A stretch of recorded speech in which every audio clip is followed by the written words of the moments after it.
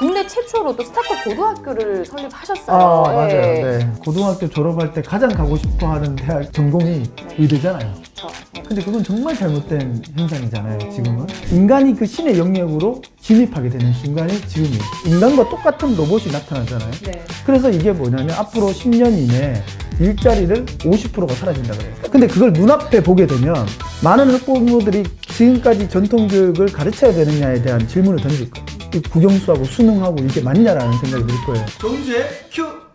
대표님 네. 그동안 활동해왔던 네. 것 중에 참 인상 깊었던 게 네네. 국내 최초로 또 스타트업 고등학교를 설립하셨어요. 맞아요. 네. 이 학교를 또 설립한 어떤 계기가 있었을까요? 방금 전에 언급한 것 중에 코워킹 스페이스, 인큐베이터, 엑셀러레이터, 벤처 캐피탈 끝에 네. 뭐가 있었죠?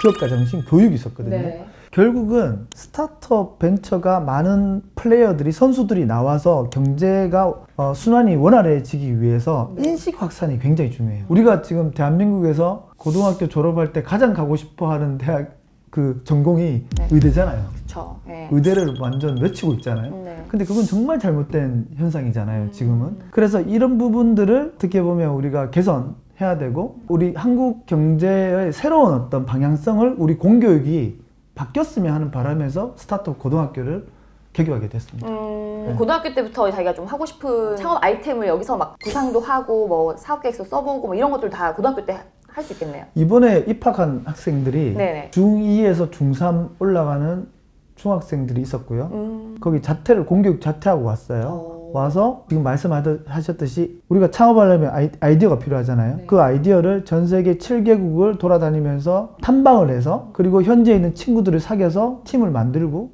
그리고 이걸 사업 계획서를 써서 졸업할 때 투자를 받고 졸업하는 거예요. 정말 체계적으로 네. 고등학교 때부터 시작하는 거예요. 대학을 가고 싶으면 네. 해외나 국내에 스타트업 대학으로 갑니다. 또 요새 스타트업 고등학교 입학에 대해 좀 약간 고민을 하고 있거나 네. 그런 진로에 대한 고민을 하고 있는 학부모님들이나 학생들에게 좀 이렇게 하시고 싶은 말씀이 있으실까요? 독자분도 아시겠지만 지금 공교육이 바뀌어야 된다는 얘기는 네. 계속 수십 얘기가 년 전부터 나왔었죠. 나왔던 예. 거죠. 그리고 세상이 지금 어떤 상황이 됐습니까? 사실은 2025년도부터 2029년도까지 그 미래학자인 레이 커즈와일이라는 사람이 특이점이 온다라는 책을 쓰신 분이죠. 구글의 이사이기도 하고 이분이 말한 게 뭐냐면 기술의 가치가 인간의 가치를 압도하는 시기가 지금이에요. 이게 과도기고요. 2045년이 되면 인간이 신의 영역으로 접근한다. 진입하게 된다. 생명 창조의 그 기준이 신과 인간의 기준이에요. 근데 인간이 그 신의 영역으로 진입하게 되는 순간이 지금이에요. 인간과 똑같은 로봇이 나타나잖아요. 네. 그래서 이게 뭐냐면 앞으로 10년 이내에 일자리를 50%가 사라진다 그래요. 근데 그걸 눈앞에 보게 되면 많은 학부모들이 지금까지 전통 교육을 가르쳐야 되느냐에 대한 질문을 던질 거예요. 왜? 이 국영수하고 수능하고 이게 맞냐라는 생각이 들 거예요. 그 이스라엘의 히브리 대학의 유발 하라리가 사피엔스를 썼잖아요. 네. 그분이 데이터를 차지하는 자가 미래를 차지한다 이런 말을 해요. 결국 우리가 빅데이터를 차지를 하면 많은 DB를 끌어모으면 그게 결국 자산이 되는 거잖아요. 네. 그걸로 인해서 인공지능이 우리보다 더 압도적인 가치를 보여주는 거고 그렇게 됐을 때 세상은 완전 뒤바뀌는 거예요. 네. 그러면 그런 학교가 있어야 되는 거예요. 그것을 가르쳐주는 AI 리터러시를 가르쳐주는 학교가 있어야 되고 그 모든 것들 지금 뭐 딥시크라든지 그리고 뭐 오픈 AI라든지 뭐 메타라든지 이런 빅테크 기업들이 전 세계가 집중하는 곳이 바로 AI 휴머노이드거든요. 그러면 이걸 준비하는 공교육이 돼야 되는 거지 과거에 지금 얽매여서 계속 우리가 공교육을 지금 현재대로 받는다 그러면 일자리도 다 바뀌는 거잖아요. 그래서 넥스트 챌린지 스쿨은 그것을 준비하는 테슬라 고등학교다. 이렇게 생각해 주면 좋을 것 같습니다. 그렇게 생각하시는 분들이 만약에 중2부터 고3까지 계신다 그러면 한번 문의를 주시면 제가 좀 도와드릴 수 있을 것 같습니다.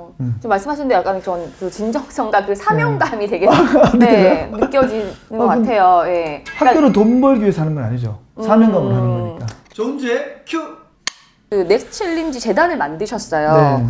제주도에서 시작하셨거든요. 이걸 꼭 제주도에서 시작하는 어떤 특별한 이유가 있었을까요? 저는 어떤 생각이 하나 있냐면 대한민국이 균형 발전을 해야 되는데 수도권 집중화돼 있잖아요. 그렇죠. 사실 부산이 성공을 해줘야 돼요. 부산이 인구가 350만 가까이 되고 부산은 인프라도 다 갖추고 있는데 지금 청년들을 다 떠나고 있고 그 소멸로 간다 이런 얘기까지 나오고 있잖아요. 근데 제주도 서귀포를 보면 부산이 거의 한 50배 정도 인프라가 커요. 근데 만약에 서귀포가 성공을 하면 부산은 당연히 성공해야 되잖아요. 그런 모습을 부산, 광주, 대구 이런 곳을 제가 보여주고 싶었던 거예요. 한 6년 동안 했는데 저희가 사실 성공을 어느 정도 궤도에 올렸어요. 이 어려운 곳에서. 네. 지금 현재 1센터, 2센터, 3센터까지 저희가 제주시보다 더 큰 규모로 이제 만들어졌어요. 네. 축하드립니다. 네. 네. 항상 어려운 곳에서 개척한다는 그 개척 정신을 제가 좋아하기 때문에 아마도 그런 부분들이 제가 자부심을 갖고 하는 것 같아요. 존재 큐! 그래서 아까 잠깐 뭐 언급해 주셨는데 어린 시절에 좀 유복하지 않았고 네. 또 자주성가에서 이렇게 이 자리까지 이렇게 오셨다고 이제 말씀해 주셨는데 어떤 좀 어린 시절 쳐서 지금까지 왔는지 혹시 좀 얘기를 좀 해주실 수 있을까요? 네. 저는 원래 34살까지는 건축가였어요. 건축가였고 태어났을 때 어쨌든 저희 집이 가난했어요. 어떤 그런 과정을 거쳤지만 저도 이제 건축가로서 잘 활동을 하고 어느 정도 궤도에 올랐고 하지만 좀 꿈이 있었던 것 같아요 제가. 그래서 어떻게 보면 지금 학교도 세우고자 하는 게 제 파이널 골 중에 하나예요. 이게 전부는 아니지만. 그리고 다시 교육자가 되기 위해서 제가 뭐 노력을 해서 뭐 한양대 교수도 되고 뭐 여러 가지 책도 지금 작가도 이렇게 된 거고 그래도 노력을 통해서 그래도 저는 여기까지 왔다고 생각하기 때문에 앞으로 더 많은 활동을 하겠지만 그래도 그 어려움이 고난과 역경이 지금의 저가 되지 않았나 그 강인함을 만들어내지 않았나 그런 생각을 합니다. 네네. 이렇게 그래도 흔들리지 않고 이렇게 중심을 딱 잡아줬던 나의 어떤 좌우명이나 네. 아니면 그런 원동력이 있었을까요? 있죠. 그 제가 좌우명이 하나 딱 있는데 카카오톡에 한 번도 변하지 않는 제 그걸 바꿔본 적이 없어요. 네. 바로 운둔근이라는 좌우명을 쓰고 있는데 운은 행운은 만들어진다 그랬어요. 긍정적인 사람, 밝은 사람들이 기운이 좋잖아요. 기운이 좋으면 기세가 등등해져요. 맞죠? 네네. 그러면 기세가 등등해지면 자신감이 생겨요. 이게 굉장히 중요한 얘기예요.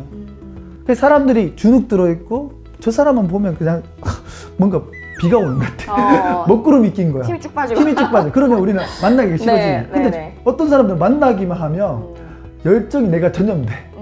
너무 좋은 에너지와 기운을 받으니까. 그게 바로 운이고 두는 어리석은 새가 멀리 간다라고 하셨어요. 오늘날 사실 많은 친구들이 해외파, 유학파, 우리 뭐 스카이 정말 똑똑한 친구들이 많은데 너무 계산을 많이 하는 거야. 그리고 너무 계산을 많이 하니까 시도조차 안 하는 거야. 내가 손해보는 짓은 절대 안 하려고 하고 남한테 먼저 배려하지 않으려고 한다. 기브 앤 테이크를 초반에 하려고 하지 말고 그냥 기브 앤 기브를 하는 게 맞아요. 그리고 and forget. 주고 있는다라는 게 제 좌우명 중에 하나예요. 제가 살아남은 비결이에요. 그리고 마지막에 이제 근은 근면성실이에요. 항상 일찍 출근하고 늦게 퇴근하면서 남들보다 2배로 열심히 일한다. 평범한 사람들이 성공하는 비결은 딱 한 가지. 2배로 한다. 존재 큐! 마지막으로 프로의 꿈 궁금합니다. 저는 사실 스타트업 고등학교를 만들었기 때문에 좀 이거를 안정화시키고 이제 대학을 만들 거예요. 바로 스타트업 전문 대학인가요? 네, 그렇죠. 4년제 제도권 안에 있는 우리나라만의 특별한 대학이 만들어질 거고 이게 글로벌 대학이죠. 그리고 책은 제가 늑대 시리즈를 3편을 썼잖아요. 죽기 전에 10편의 늑대 시리즈를 쓰고 죽을 거예요. 앞으로 7권 남았네요. 네, 7권 남았어요. 그래서 대한민국 스타트업 생태계의 역사가 되고 싶다. 마지막으로 꿈이 하나 더 있는데 얘기해도 돼요? 그럼요. 영화 감독이 되고 싶어요. 영화 감독이요? 이게 제 꿈이에요. 어떤 영화 만드실까요? 제 일대기가 너무 저도 스토리가 있는 남자예요. 그래서 영화 감독이 돼서 우리 조 대표님이 좀 주연 배우로 나서주시고. 제가요? 주연 배우 직접 하셔야 되는 거 아닌가요? 저는 감독. 네네. 마지막으로 한 말씀을 드리면 희망의 증거가 되고 싶어요. 저는 그게 대한민국이 너무 암울해지고 있는 느낌이에요. 탈출구가 잘 안 보여요. 그래서 이번에 이런 책도 썼지만 희망의 증거가 돼서 누군가 청년들이나 우리 청소년들한테 롤 모델이 그래도 돼주고 싶은 사람이에요. 제가.